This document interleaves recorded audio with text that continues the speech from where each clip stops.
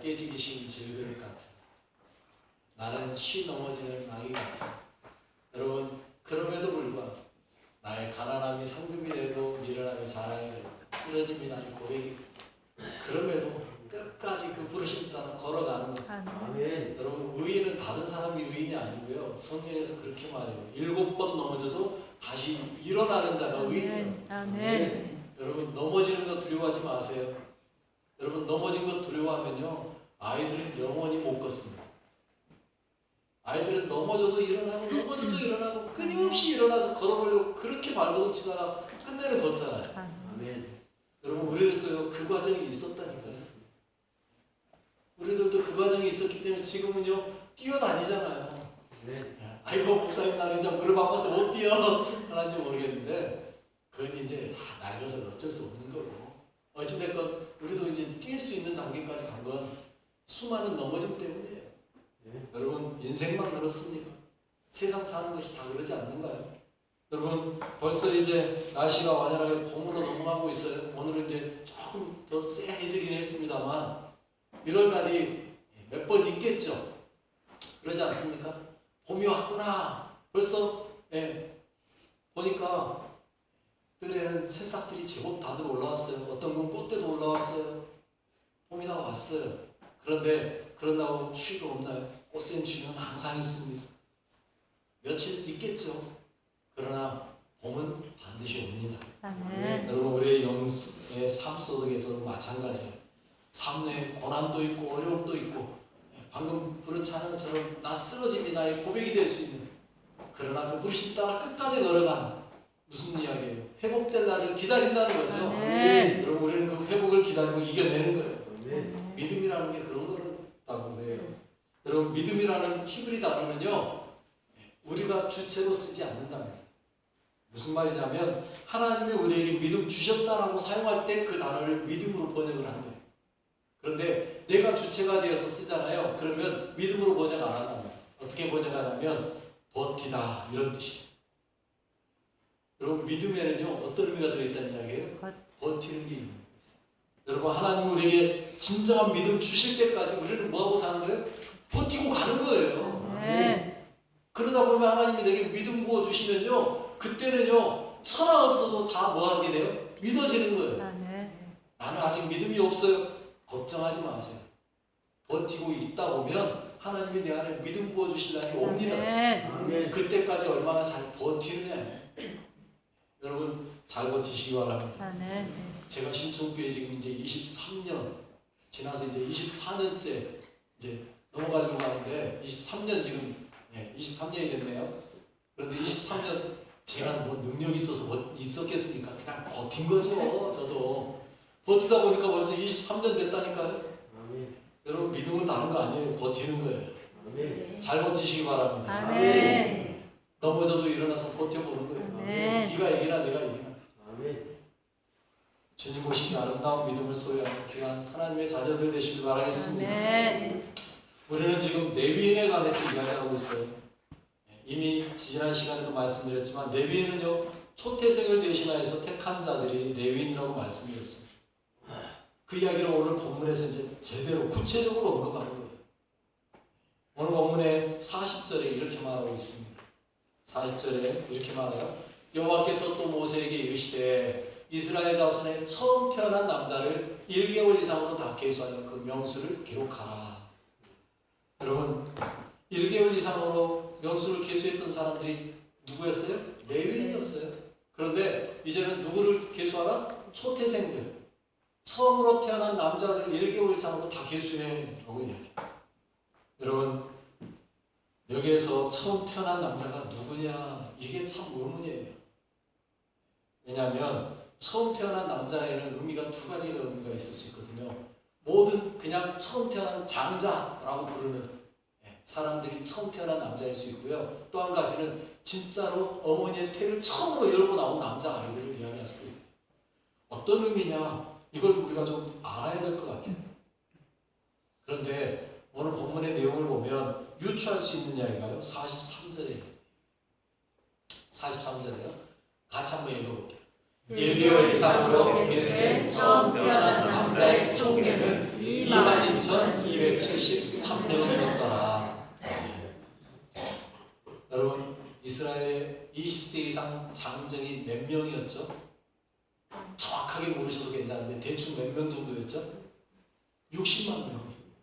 60만 3,550명이었거든요. 여러분, 60만 명의 남자들 속에 1개월 이상의 수로 세서 처음 태어난 남자, 우리들이 일반적으로 생각하는 장자라면 60만 3,550명 중에 장자 그러면 못해도 몇 명은 돼야 될까요? 60만 3,550명 중에 남자들 장자라면 최소한 한 10만 명 이상은 돼야 되지 않습니까?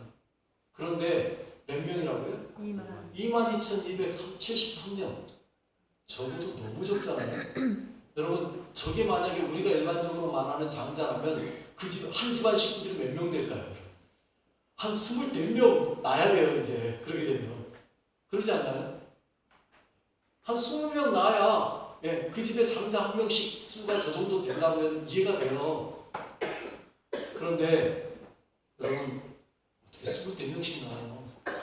그렇지 않습니까? 물론 낳은 사람들도 있긴 하더라고요. 예. 기록에 보니까, 기네스북에 오른 사람 보니까 한 사람이 진짜 자기가 혼자 낳은 사람이 20몇 명 낳았다. 예, 기네스북에 있더라고요. 그런데 정말 특별한 경우겠죠. 그러면 이 22,773명은 누구겠느냐 봤을 때 진짜로 처음으로 태문을 열고 나온 남자를 이야기할 때 그 수가 아닐까 이렇게 보는 거예요. 여러분, 그러면 한번 물어볼까요? 저희 교회 내에는 몇 명이나 있을까요?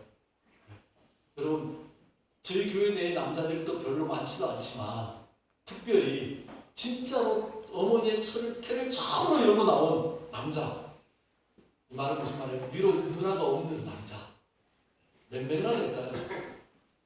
별로 없을 거예요. 손으로 꼽으려나요? 저희 교회에서? 여러분, 그런 거예요.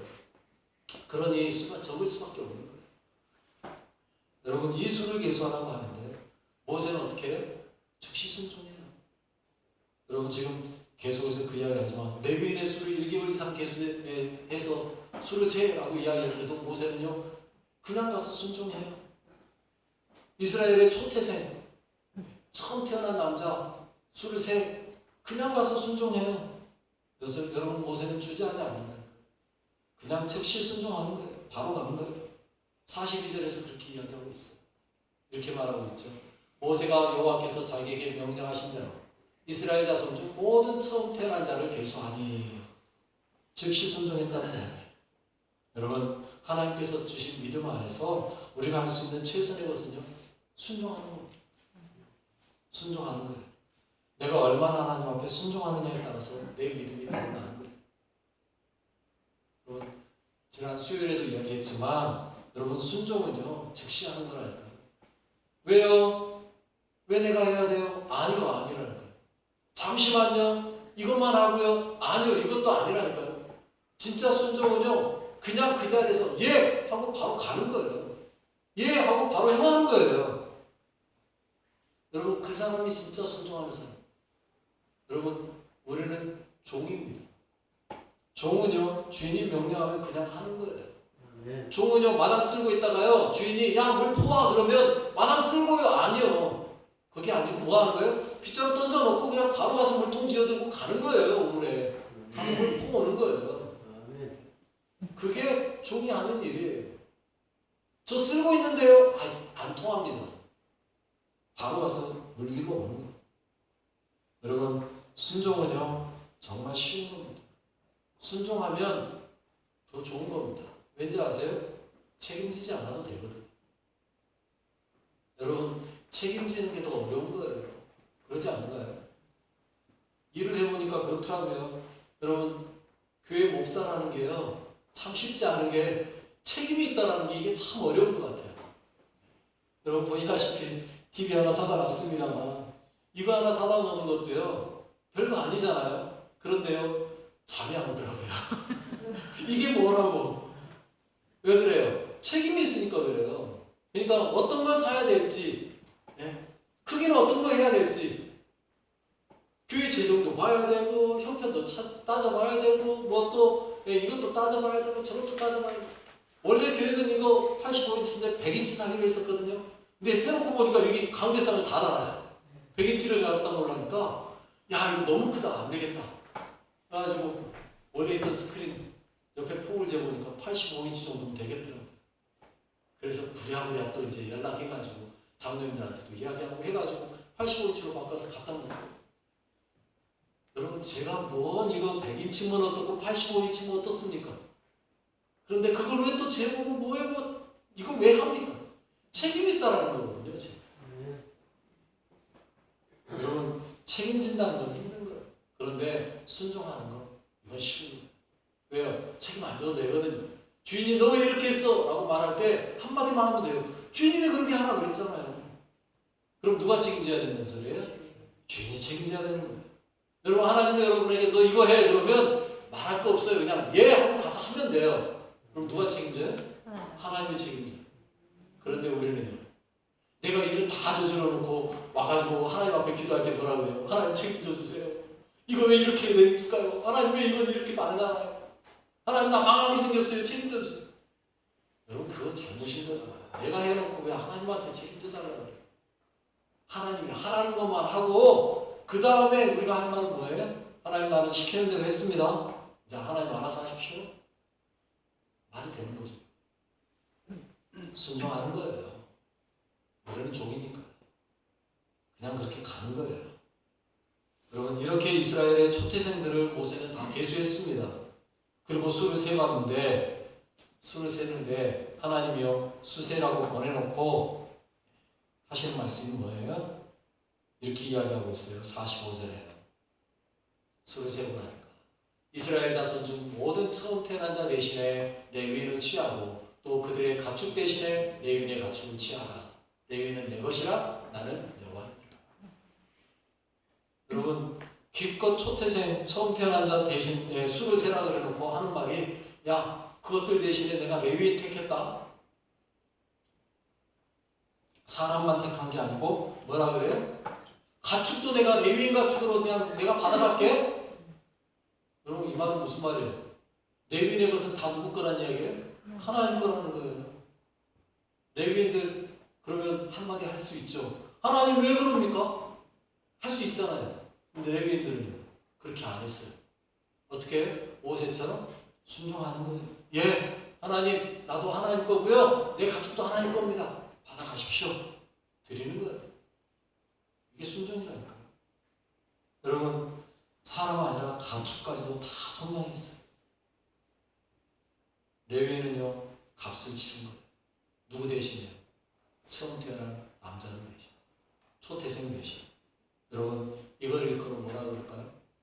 대속했다는 거예요. 대속한 거잖아요. 처음 태어난 남자들 대신에 누가요? 레위인들이 대신 하나님 것 된 거예요. 이게 대속이에요. 이걸 바꿔서 말하면 뭐라고 말해요? 은혜라고 말하는 거예요. 은혜. 여러분 다른 게 은혜가 아니에요. 내가 해야 될 일을 대신해 주는 것, 그게 은혜인 거죠. 여러분 내가 가서 농사 지어야 되는데 아파요. 그래가지고 오늘 가서 내가 해야 될 거 못하고 있어요. 그런데 옆집에 사람이 알아보고 저 사람 아파서 저거 못하고 있는데 오늘 안 하면 안 되는데 내가 오늘 가서 좀 해줘야지. 가서 대신 해주는 거예요. 그걸 보고 뭐라 그래요? 은혜라 그러잖아요. 아유 내가 아팠는데 당신이 대신 해주니까 너무 감사하다. 고맙다. 내가 다음에 갚을게. 이걸 뭐라 그래요? 은혜 갚는다 그러잖아요. 근데 그걸 몰라. 대신 해줬는데도 불구하고 은혜인 줄 모르고 함부로 하면 그걸 보고 우리는 뭐라 그래요? 배은망덕이라 그래요. 배은망덕이라 그런다니까요. 그러면서 뭐라 그래요? 저것도 인간이라고. 은혜를 몰라. 여러분 은혜는 갚는 겁니다. 초태생을 대신하여 레위인이 하나님의 일을 하는 사람 됐어요. 여러분 그러면 그 초태생인 사람들이 레위인에 대해서 기억해야 돼요? 아니면 잊어버려야 돼요? 기억해야죠. 그걸 잊어버리면 안 된다니까요. 그런데 오늘 본문에 보니까 문제가 하나 생겼죠. 어떤 문제요? 46절, 47절에 이렇게 이야기하고 있어요. 읽어볼게요. 이스라엘 자손의 처음 태어난 자가 레위인보다 273명이 더 많은즉 속전으로 한 사람의 5세겔씩 받되 성소의 세겔로 받으라. 한 세겔은 20계라니라. 초태생 숫자가 레위인 숫자보다 더 많은 거예요.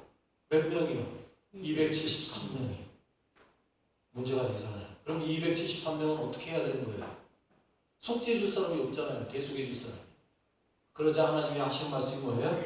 야, 그러면 그 273명에 대해서는 뭐 해라? 돈으로 받아. 속전 받아. 얼마요? 한 사람당 5세겔. 한 세겔이 4일에 품삯하고 같거든요. 그러면 5세겔이면 어떻게 되는 거예요?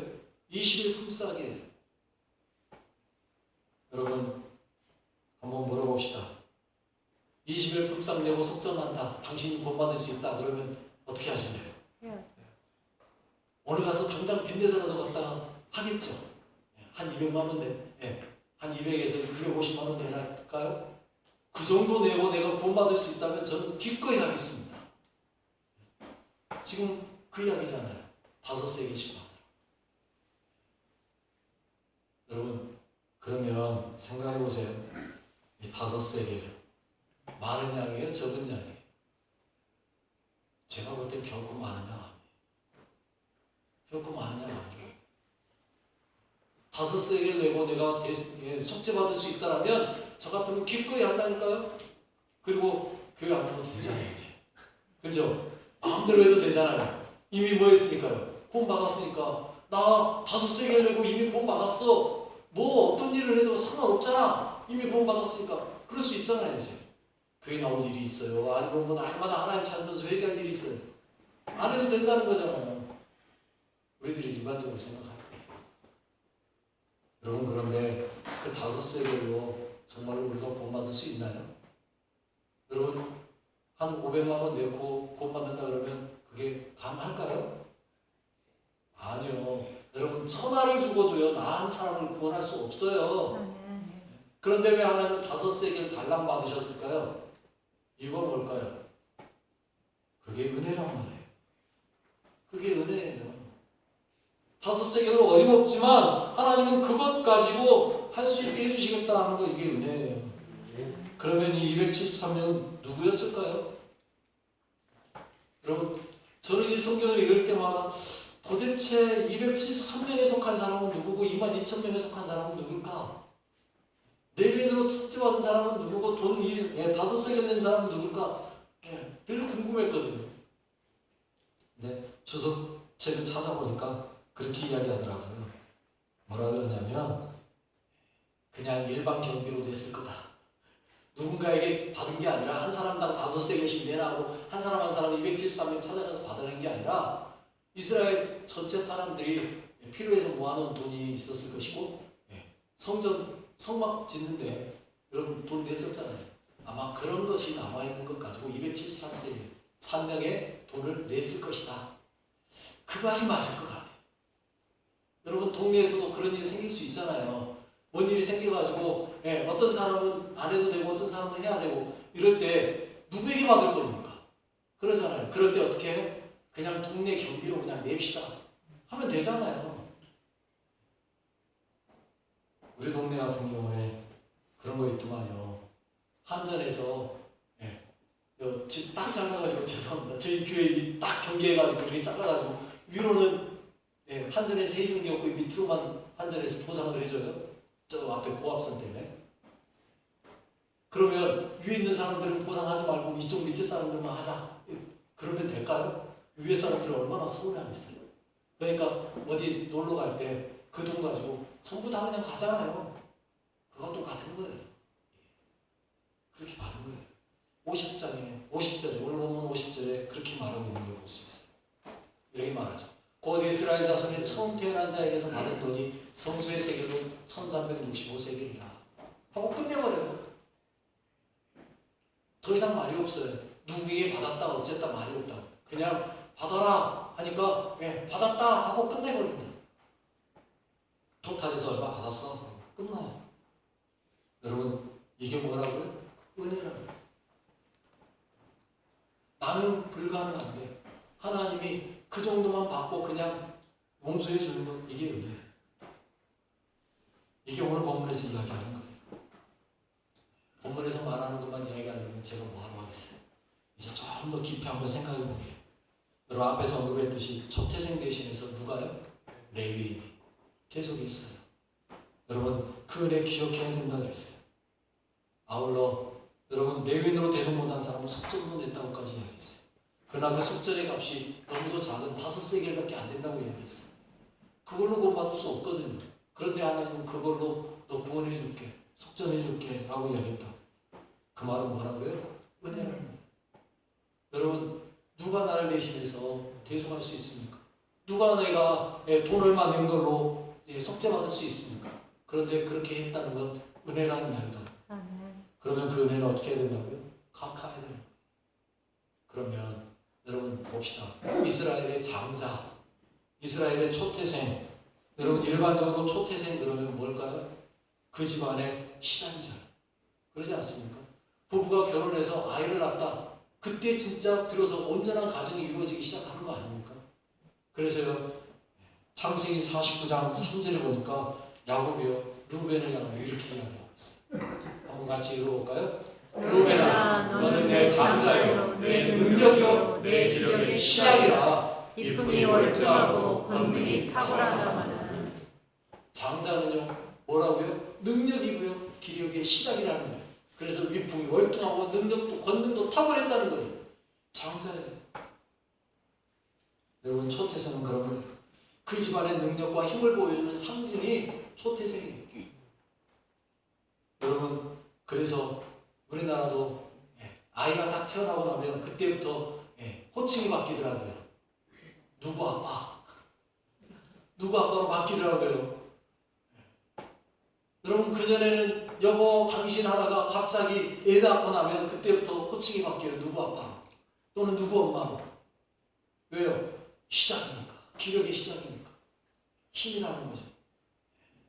여러분 그런 것처럼 여러분 장자는요 즉 초태생은요 그 집안 전체를 대속하는 것 같은 거 아니겠습니까? 그 사람을 대속했다는 건요 그 집을 완전히 대속한 거랑 똑같은 거예요. 레위인은요 그 집안 한 집안을 완전히 대속해낸 거예요. 그러면 어떤 대우 받아야 될까요? 모든 이스라엘 백성들이 레위인을 볼 때마다 어떻게 생각해야 될까요? 아 당신이 나의 은인입니다. 당신 때문에 내가 살았습니다. 당신이 나를 대속하셨습니다. 얼마나 떠받들어줘야 되겠어요. 그런데 이스라엘 역사 속에 얼마나 레위인들이 대우받았을까? 신약 성경에 보니까 레위인은 엄청나게 대우받더라고요. 그런데 구약에서는 그러지 못한 경우가 참 많았어요. 한 절만 볼게요. 느헤미야 13장 10절에 이런 말씀이 있습니다. 읽어볼게요.